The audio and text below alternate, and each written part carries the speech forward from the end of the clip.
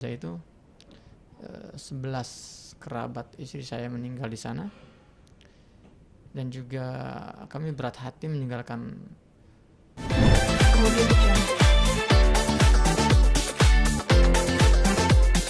Ya, Ustadz Husain, ini hari ke-6 atau ke-7 ya tibanya di Indonesia.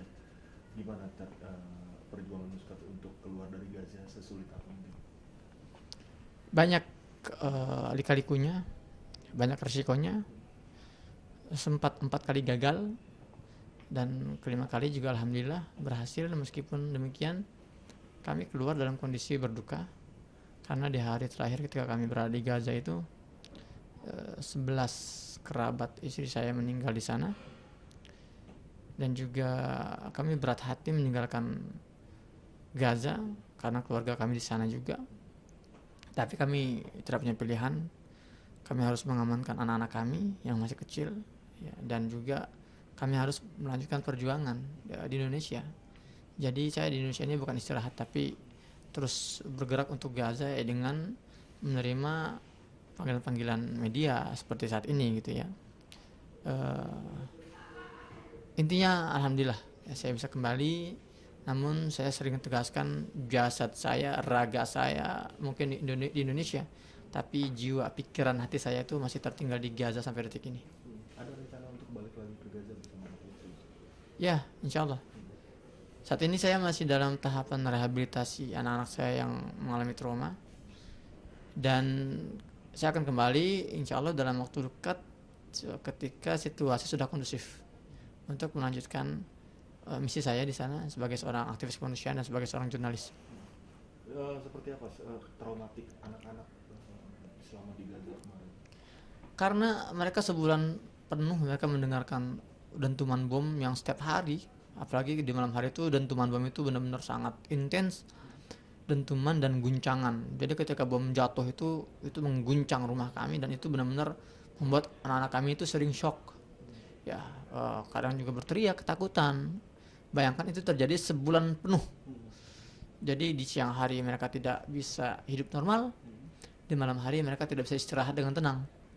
Nah, jadi ketika sampai di Indonesia pun ya, saya mendapati anak saya yang 3 tahun itu bangun dari tidurnya tiba-tiba menangis, tangan bergetar, ya masih ada shock dan trauma yang kita lihat. Walaupun sudah di Indonesia masih terasa traumatik Ya, betul. tinggal di sana ya. Ya. Bagaimana cara Ustadz untuk menenangkan anak-anak? Kan mengingat kan anak-anak juga besar di sana ya. Bagaimana cara Ustadz untuk menenangkan situasi seperti itu?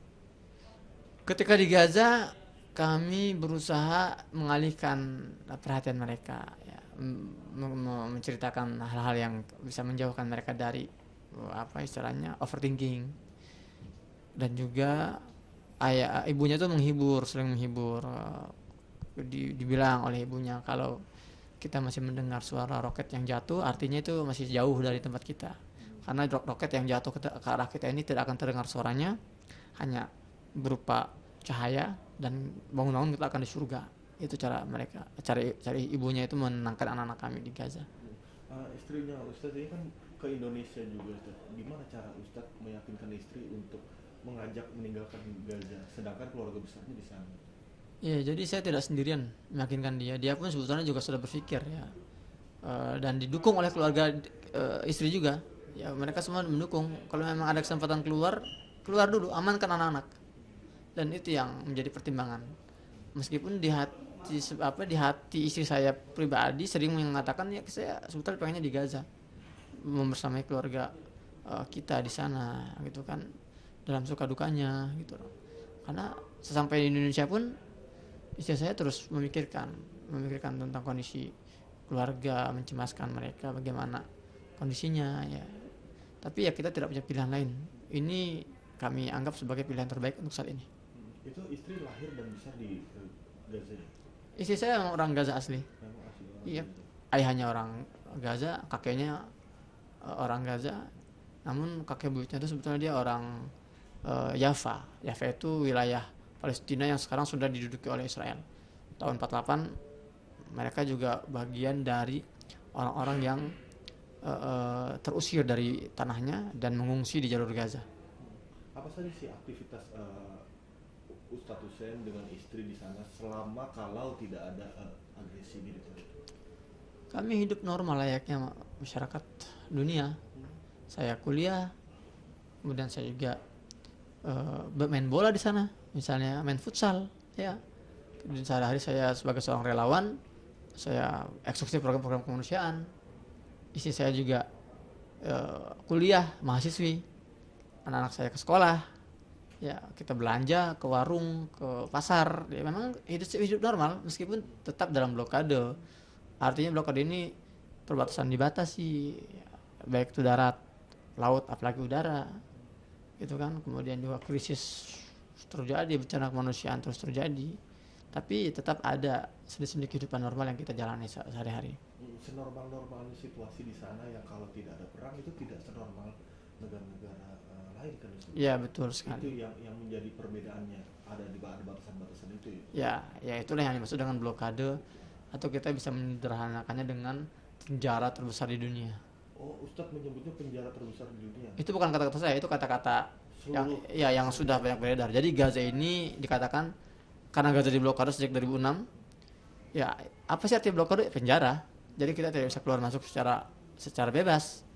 Ya, kebijakan semua ya kita harus mengikuti kebijakan penjajah. Gitu kan, kita tidak bisa mengakses ya, banyak hal seperti halnya warga dunia akses. Contoh kecil, contohnya nih listrik. Kami di Gaza itu tidak ada agresi. Listrik itu sehari itu nyala hanya sekitar 4 sampai 8 jam per hari. hari. Nah, jadi sisanya mati lampu. Itu karena apa? Ya karena tidak adanya bahan bakar yang memadai. Ya, jadi listrik itu ya gitu lebih banyak mati daripada nyalanya. Ya, atau misalnya bicara internet misalnya. Sampai detik ini di Gaza nggak ada teknologi 3G. Dunia kan sudah masuk 5G. Oh iya. Kita 3G pun nggak ada. Jadi masih sebatas edge. Oh, G aja. Iya, edge itu ya, 2G itu. Oh iya. Artinya memang teknologi internetnya masih benar-benar terbelakang. Artinya kan Ustadz di sana juga mengabadikan momen-momen peperangan itu ya. Ustadz ada kendala juga untuk mengupload. Pasti ya. Jadi memang tidak ada 3G, tapi di sana kan ada WiFi. WiFi itu kan ya lebih cepat lah ya untuk akses upload downloadnya. Tapi kalau kita lagi jalan-jalan mengandalkan seluler itu, kalau paket-paket internet ya itu kita nggak bisa upload kayak gitu. Kita harus di dalam ruangan. Istrinya Ustadz sudah menikah dengan Ustadz sebagai warga negara Indonesia. Kenapa istri tidak ikut warga negara Ustadz juga? Sebetulnya bisa saja istri saya itu mengambil kewarganegaraan Indonesia karena persyaratannya sudah mencukupi ya, sudah punya suami dan sudah tinggal di Indonesia. Namun kalau dia mau mengambil kewarganegaraan Indonesia, artinya dia harus merelakan kewarganegaraan Palestinanya, dan dia nggak akan mau. Begitu cintanya. Ya, karena dia harus mempertahankan identitas dia sebagai seorang Palestina. Apa yang membuat dia tuh sebegitu cintanya dengan Palestina sehingga tidak mau meninggalkan warga negara Palestina yang sudah mencekam seperti itu? Iya, kalau dia itu melepaskan kewarganegaraan Palestinanya, artinya dia telah membantu agenda penjajah. Penjajah ini kan ingin mengusir seluruh warga Palestina, ingin melenyapkan seluruh warga Palestina. Artinya kalau dia mengganti identitasnya menjadi warga Indonesia, artinya dia sudah ikut menyerah. Makanya dia tetap berpegang pada kewarganegaranya karena itu rasa cinta dia dan sense of belong dia sebagai seorang warga negara Palestina harus terus menjaga semangat nasionalisme juga. Sudah beberapa hari di Indonesia, ada momen menarik apa yang dirasakan sama Ustadz dengan anak istri di keluarga di Indonesia? Hal menarik ya mungkin kebersamaan dengan keluarga di sini ya, karena keluarga di Indonesia kan juga sama ini sangat khawatir terhadap kami, terhadap saya, terhadap istri saya, terhadap anak saya. Hanya kita ya sudah sering menghabiskan waktu bersama dengan keluarga gitu kan. Kemudian juga kita datang ke berbagai undangan-undangan wawancara. Istri saya bahagia bisa keluar tapi melanjutkan perjuangan dia, yaitu menyuarakan hal-hal yang selama ini ditutup-tutupi oleh media, menjadi lisan atau lidahnya orang Palestina di Indonesia. Itu momen-momen yang membuat paling tidak merasa dia lebih terhibur selama di Indonesia. Tapi istri juga tidak ada kendala untuk menghubungi keluarga besar. Kendala pasti ada lah. Kendala kan akses internet itu kan nggak 24 jam di Gaza itu. Kadang 3 hari itu putus total blackout gitu ya. Tapi alhamdulillah masih sempat meskipun sangat sangat sulit. Ada informasi bahwa keluarga baik-baik aja. Ya alhamdulillah keluarga baik-baik saja sejauh ini. Ustaz, mungkin terakhir harapan buat Gaza dan Palestina sendiri. Harapan kami semoga perang ini segera berakhir. Semoga genosida ini segera berhenti dan warga Gaza bisa kembali melanjutkan kehidupannya secara normal serta bisa mendapatkan kemerdekaannya. Kita sebagai warga Indonesia punya kewajiban untuk mendoakan mereka dan mensupport mereka, membantu mereka karena perjuangan ini kita perjuangkan atas nama kemanusiaan. Ya, tidak hanya atas nama keagamaan. Gitu ya. Oke, terima kasih Ustaz. Let's go.